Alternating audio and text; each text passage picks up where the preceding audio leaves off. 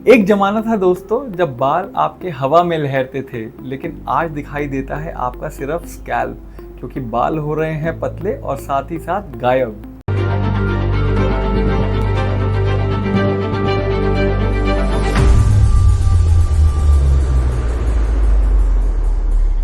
नमस्कार दोस्तों, मैं हूं डॉक्टर रॉबिन चुग, आपका trusted dermatologist Dermavision skin and eye clinic Meerut से। और आज हम बात करेंगे बालों के जाने के बारे में, दैट इज एंड्रोजेनेटिक एलोपेशिया। इस वीडियो के माध्यम से आपको पता चलेगा कि बालों का इलाज सिर्फ घरेलू नुस्खों से नहीं, थोड़ा लॉजिक से भी होता है। तो दोस्तों, आज का जो हमारा टॉपिक है वो है एंड्रोजेनेटिक एलोपेशिया। शॉर्ट फॉर्म में कई बार आपको पर्चों पे AGA लिखा मिलेगा। ये एक ऐसी कंडीशन है जहां आपकी जेनेटिक्स और आपके हार्मोन दोनों का इंटरप्ले होता है, जिसकी वजह से आपका गंजापन बढ़ रहा होता है, जिसकी वजह से आप भागते हैं अपने डर्मेटोलॉजिस्ट की तरफ, क्योंकि आपके बाल बोल रहे हैं आपको टाटा बाय बाय। दोस्तों, सबसे जरूरी बात, अपने दिमाग से ये मिथ बिल्कुल निकाल दो कि गंजे तो सिर्फ बड़े अंकल ही होते हैं। ऐसा बिल्कुल नहीं है। आज के टाइम में androgenetic alopecia as early as 17-18 years of age शुरू हो जाता है, और हमने अपने आप यहाँ अपने क्लिनिक पे 25+ ईयर्स के लड़कों के हेयर ट्रांसप्लांट तक करे हैं, जिनके ग्रेड 3 to ग्रेड 5 एलोपेशिया आ जाता है। दोस्तों, हमारे शरीर में एक हार्मोन होता है टेस्टोस्टेरोन। टेस्टोस्टेरोन बेसिकली इस बीमारी में DHT में कन्वर्ट होता है, और DHT है जो करता है फॉलिकुलर मिनिएचराइजेशन, मतलब आपके बालों को पतला करते करते अल्टीमेटली खत्म कर देता है। नॉर्मली जो हमारे बाल होते हैं वो 4 फेज में रहते हैं: anagen, catagen, telogen, exogen. Normally anagen phase के बाल, मतलब ग्रोथ फेज के बाल, जो स्कैल्प पे जिनकी लाइफ 2 से 3 साल तक की होती है, उसका ड्यूरेशन धीरे धीरे घटने लगता है। दैट इज वो कम देर टिकते हैं हमारे स्कैल्प पे। और साथ ही टीलोजन, जो झड़ने वाला बाल, मतलब जो अगले 3 महीने में आपका झड़ जाएगा, उसका रेशियो बढ़ने लगता है। तो एंड्रोजेनेटिक एलोपेशिया एनाजन के बालों को बोलता है बाय बाय, और टीलोजन के बालों को बोलता है हाय। तो बेसिकली फॉलिकुलर मिनिएचराइजेशन से आपके थिक, ब्लैक, लंबे बाल छोटे छोटे वेललेस हेयर्स में कन्वर्ट होने शुरू हो जाते हैं। तो ऑब्वियसली बालों का वॉल्यूम लूज होता है। बालों का वॉल्यूम लूज होता है तो उतना ही स्कैल्प ज़्यादा दिखाई देने लगता है।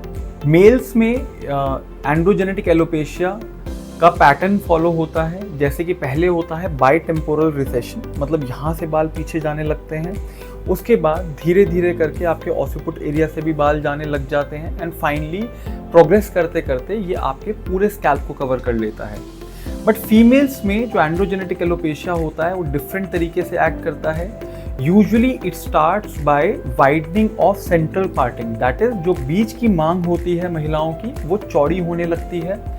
एंड जो एलोपेशिया होता है वो इतना पैटर्न नहीं होता जैसे कि मेल में रहता है कि यहाँ से पहले अंदर जाएगा। उसमें पूरा डिफ्यूज लॉस होता है हेयर्स का। अब बात आती है इसके डायग्नोसिस की।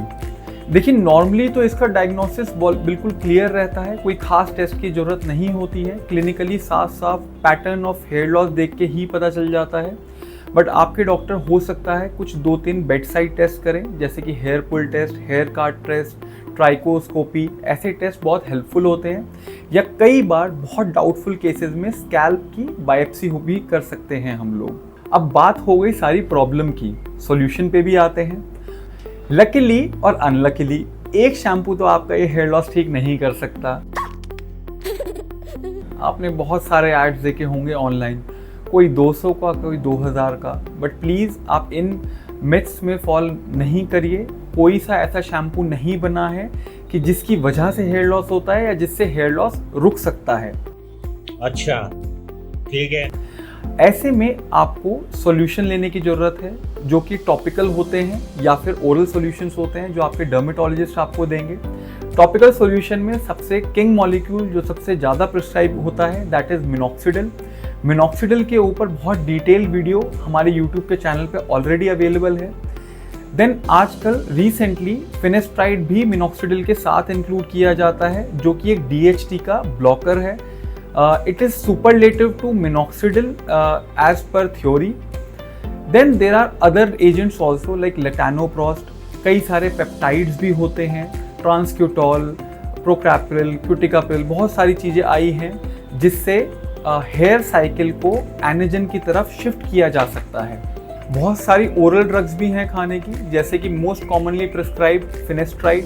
फिनेस्ट्राइड एक बहुत पोटेंट DHT ब्लॉकर है, वो DHT के एक्शन को और बनने को रोकता है। देन एक ऑफ लेबल ड्रग भी है dutasteride. It even works better than finasteride but it is an off label use. Recently एक बहुत अच्छा ड्रग आया है ओरल मिनॉक्सिडिल, मतलब कि मिनॉक्सिडिल लगाने की बजाय उसे खाया जाए। मिनॉक्सिडिल का बेसिकली एक्शन होता है वेसोडाइलेटेशन, दैट इज वो आपके ब्लड वेसल्स की वो थोड़ा सा डायलेट कर देती है। कई सारे लोगों को मिनॉक्सिडिल लगाने के बाद डैंड्रफ, स्कैल्प इरिटेशन, हेडेक जैसी समस्याएं होती हैं, जो कि ओरल मिनॉक्सिडिल से होने का चांस काफ़ी कम रहता है। ऑल्दो ओरल मिनॉक्सिडिल के अपने भी कुछ साइड इफेक्ट्स होते हैं जो पेशेंट के साथ प्रायर डिस्कशन के साथ शुरू करे जा सकते हैं। फाइनली हार्मोन के भी कुछ एजेंट्स होते हैं लाइक स्पाइरोलेक्टोन, बिग्लूटामाइड, इनको भी यूज किया जा सकता है in cases of severe hormonal hair loss. तो दोस्तों ये तो हो गई सारी नॉर्मल बातें। अब आते हैं थोड़े एडवांसमेंट्स पे। एडवांसमेंट जिसमें सबसे पहला नाम आता है PRP का, जिसकी डिटेल वीडियो हमारे YouTube के चैनल पे मौजूद है। PRP का मतलब आपके खुद के ही खून से हम एक ग्रोथ फैक्टर का कॉन्सेंट्रेट बना के आपकी बालों की जड़ों में इंजेक्ट करते हैं, जिससे बहुत अच्छी हेयर ग्रोथ आती है। मतलब आप खुद को ही खुद पे इन्वेस्ट कर रहे हैं। एक बहुत ही अनकॉमन थेरेपी भी है जो नॉर्मली यहाँ कहीं नहीं मिलती है जल्दी से, LLLT, low level laser light therapy. ये बेसिकली लाइट थेरेपीज रहती हैं जिससे हमारे बालों के अराउंड ATP का प्रोडक्शन बढ़ता है, जिससे ग्रोथ और बेटर होती है। रिसेंटली एक नया यूज़ आया है बोटॉक्स का। बोटॉक्स जो कि सिर्फ हमारे नॉर्मली एंटी एजिंग में यूज़ होता था फेस की स्किन पे, अभी रिसेंटली उसको स्कैल्प के भी यूज़ करा जा रहा है। क्यों? क्योंकि ऐसा पोस्टुलेट किया है साइंटिस्ट ने कि स्कैल्प की स्किन की टेंशन की वजह से भी हेयर लॉस होता है।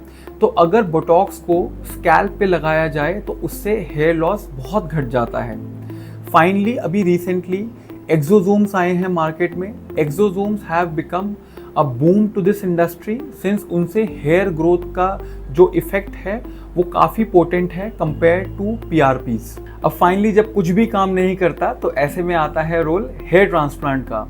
हेयर ट्रांसप्लांट का मतलब बिल्कुल बॉल्ड एरिया में नए फॉलिकल्स लगा दिए जाते हैं, जो कि नॉर्मली आप ही के खुद की बॉडी या स्कैल्प से लिए हुए होते हैं। इसका रिजल्ट ऑलमोस्ट 100% होता है और सेफ होता है बहुत, अगर कोई क्वालिफाइड प्रैक्टिशनर कर रहा है तो। फाइनली बात करते हैं सप्लीमेंट्स की और लाइफस्टाइल चेंजेस की। दोस्तों इसमें सेलेनियम, जिंक, बायोटिन, आयरन, इन सब मिनरल और विटामिन का बहुत ही महत्वपूर्ण रोल है। इनकी कमी अगर बॉडी में होगी तो डेफिनेटली हेयर लॉस के इलाज पूरे काम नहीं करेंगे। Also you should maintain a balanced healthy lifestyle, like take fruits regularly, take proteins regularly, also exercise a bit so that आपकी बॉडी हेल्दी रहे। तो दोस्तों आपके भी अगर बाल पतले हो रहे हैं या हेयर लाइन पीछे जा रही है या फीमेल्स जिनकी डिफ्यूज थिनिंग हो रही है, तो उस पर जल्दी से जल्दी एक्ट करें।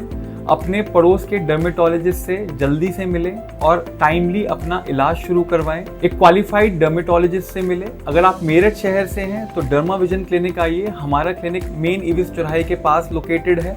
हमारे पास सभी तरह के ट्रीटमेंट अवेलेबल हैं हेयर लॉस के, ranging from PRP, GFC, microneedling, exosomes and even best quality hair transplants. तो दोस्तों अपना कॉन्फिडेंस को वापस रीगेन कीजिए, अपना अच्छे से ट्रीटमेंट लीजिए और कोई क्वेश्चन हो तो कमेंट बॉक्स पे टाइप कीजिए।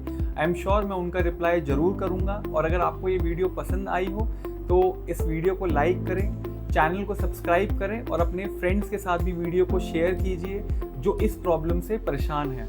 Thank you.